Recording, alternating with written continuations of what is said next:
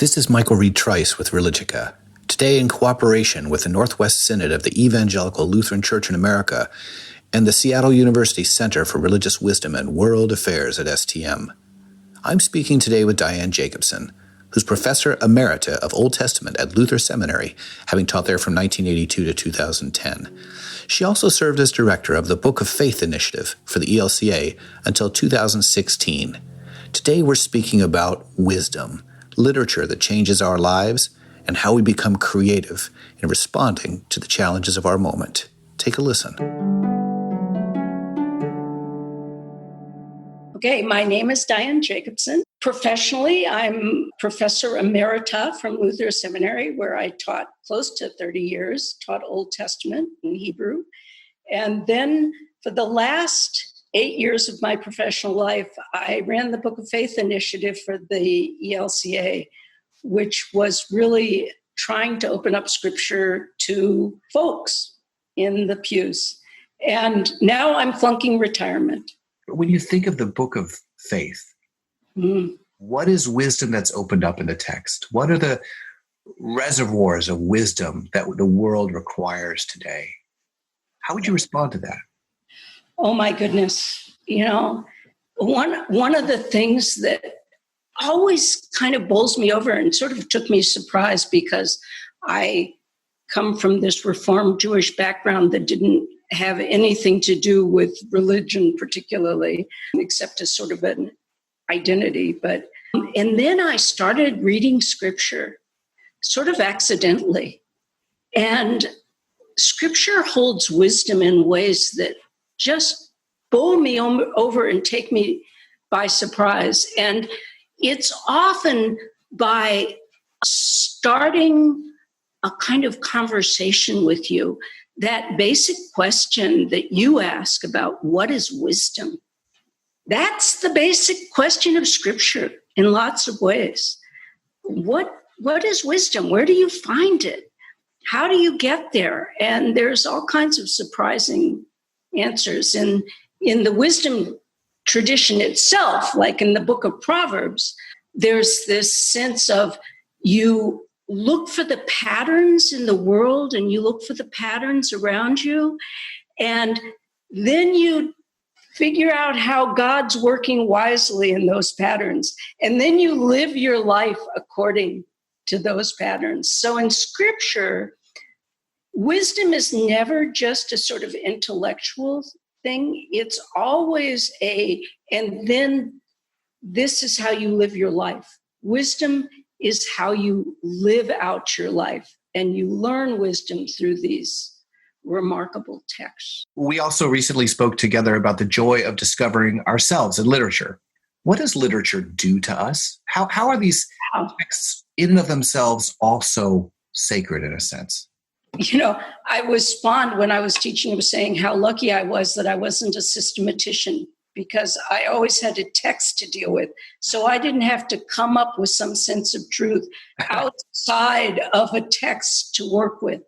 And for me, working with, that sounds like work, playing with the text, reading with a group, listening to what other people have said, and engaging with the text takes you in places you don't expect. So you engage with a story in very different ways than you engage with something systematic. You think about characters and how they're like you or how they aren't like you. And you think about what times there are and where this takes place. And it brings you to a place that's other than yourself, but it still calls on your own experience as well. So literature does that. Poetry does that too, in different ways. One of my favorite forms of poetry are laments, because they tell the truth about how you're feeling and then take that someplace poetically, take it to God. I think right now in our COVID situation, lament is the perfect literature, because we don't know what to do, and laments somehow carry us when we don't know what to do. Lament is a form of wisdom, though, too, isn't it? Oh, yeah. I'm actually one of the things that I find very interesting is when you think about laments, not just in Psalms, but say in the book of Job or something like that, a lament is a part of the theology of the cross. Now, that's sort of a complicated thought, but by what I mean by that is that through laments, you're always telling the truth. You don't cover it up. You don't pretend. You don't have some idea about what you should say. You just say, this is my life. And here's how I see suffering and I see pain. Now, God, I'm giving this to you. What do I do with this? And that's a wise way. And often laments start with questions. And as you know, I love questions. Well, and I've wondered at times if we've also concealed wisdom in literature with easier explanations that make it feel more palatable to us. So, for instance, the second redacted ending of Job, the book of Job in the Hebrew scriptures, where he receives everything back and is the epitome of the suffering servant, does something, maybe? I think you're right, but there are even surprises in that second really very, we don't like this ending because things don't turn out nicely.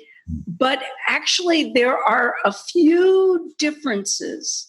And if you notice the few differences, you say, even there, life is not the same. Like his daughters get names. He prays for his enemies and a few things like that. And he's never healed. So even physically, emotionally, everything. He's never entirely healed, is he? Exactly. Never in the whole book is he healed of leprosy. So he's always unclean. That's powerful. Yeah. That's really powerful. One of the things in the answer of God, I'm sorry, I can't help myself. One of the things in the answer of God in the book of Job is most of the animals that God's bragging about are unclean animals or they're wild. And he says, and Job, they're just like you. And those are the ones I care for. And it's sort of hidden in that response. You mentioned the pandemic with COVID-19. This is a complicated time for a lot of people in particular who are losing jobs, who are experiencing significant instability. How do these texts help them recognize they're not alone? It's hard, I think, for a lot of people not to feel alone right now. And I would hate to say that anything automatically does that. I think one of the wonderful ways the texts do that is by when you read them together with community. Somehow, I'm loving these online Bible studies and things like that, where you can bring that together and you work with the text and it opens you up to truth, but you're not alone in doing that. And so they help you when you are working through this with others, I think. But I don't know any time that I have been feeling whatever we're feeling right now, that I haven't been surprised by sitting down with Scripture and letting it wash over me in some ways, and then struggling together. And somehow I find that very life-giving and supporting. It's not easy. And it's not pretty, but it feels true. It feels wise. It's so interesting to think about what people mean and feel. I mean, some people don't want to talk about God language, but they do have a sense of the sacred. And it seems to me that it's partially in us, but it's partially also other than us, that the sacred is something bigger than we are, that knows that we are, as human beings, are flawed, and that somehow that doesn't preclude the sacred from using us and entering into our world. Our flawedness is part of how the sacred works in our world. And that's dumbfounding. Sacredness is not perfection, but it is a different level. It is calling us outside of ourselves too. It's calling us to something more. There's a vocational aspect to the sacred.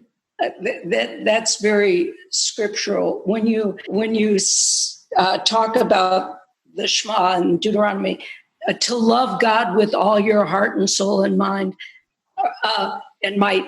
The word for heart is also the word for mind. And we kind of separate that in our culture. We have our emotional heart stuff and we have our intellectual mind stuff. In scripture, that's not what the separation is. You can't think something and believe something and get into it and not also act on it. So our interaction with the sacred is about living and doing as well as thinking and engaging and being wise. You can't be wise without also doing good for others. I'd like to talk to you about grief and wisdom. Is grief a creative impulse that helps us learn about ourselves and about being actively engaged in the way that wisdom wants for us? Yeah. In a complicated way. It seems to me that grief is always relational. And our encounter with the divine is always relational. So grief is a very honest relationship. You can't have love without having grief, because love's going to lead to loss. It's inevitable. It's part of how it works. So I can't quite imagine having true faith without having real grief. What the shortest verse in all of Scripture, Jesus wept, and it resonates. How do we get around, and how do these texts help us address grief without avoiding it? Well, put it in poetry, for one thing. You express grief beautifully, and somehow that goes back to your whole liturgy issue, that liturgy helps us grieve. And liturgy has patterns and it has poetry. And there's something very comforting of having common words that other people use and have used in the past, and that we've known, have grieved with that for centuries, that allows us to use those words for our own grief. There's something very powerful. I don't have to make up my own words for grief. I have a whole literature and a whole history of deep grief that I'm invited to participate in. That seems kind of strange, talking about participating in a history of grief, but it seems like when you have a whole community that's been there, you know you're not alone. I think the writer is Boccacello, who wrote the Decameron, but Amazon has reported recently that a 14th century text on the plague is becoming a bestseller today. Yeah. Maybe for the reasons you're mentioning. There's something about not grieving alone that's required. Right. As I come from a Lutheran tradition, one of the things that's happening right now is all of Luther's writings during the plague about being his advice to his parishioners during a time of plague. Suddenly, those are his most popular words. They're really important now. They give us hope. Yeah. That's also a source of wisdom. But to your earlier point, it's a complicated hope, isn't it? It's not a superficial hope. There's nothing superficial about it.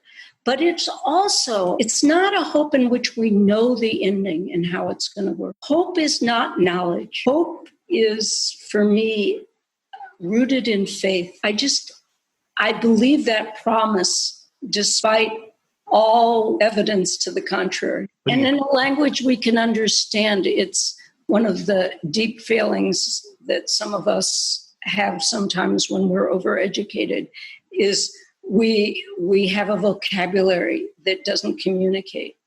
And so to find words that work this way, I guess one of the things I want to leave with a question. Can we trust even when we don't know? Can we find that? If we give up that endless search for answers and just rest in the arms of the divine. Can we do that? Can we allow ourselves to do that? Can we allow ourselves to be comforted even when we don't know? Living without answers and knowledge is very scary, but it is also where we find faith, in my view. You have been listening to the Religica Theolab in cooperation with the STM Center for Religious Wisdom and World Affairs at Seattle University.